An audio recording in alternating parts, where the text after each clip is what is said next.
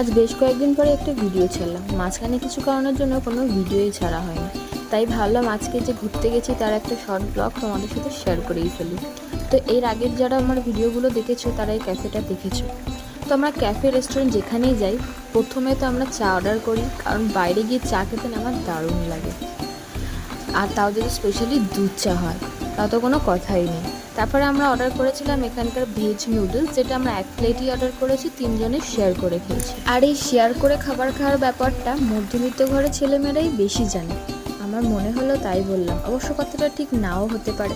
তারপরে অর্ডার করেছিলাম chicken lollipop, আর chicken lollipop না আমরা ড্রামস্টিক অফ হেভেনের মতো করেই করতে বলেছিলাম, তো দাদা সেভাবেই করে দিল।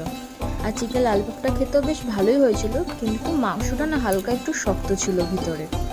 তারপরে অর্ডার করেছিলাম আমরা এখানকার মোমো। এই ক্যাফেটাতে গেলে আমি এখানে তো মোমো মাস্ট ট্রাই করবো, কারণ এখানকার মোমোটা খেতে দারুণ লাগে।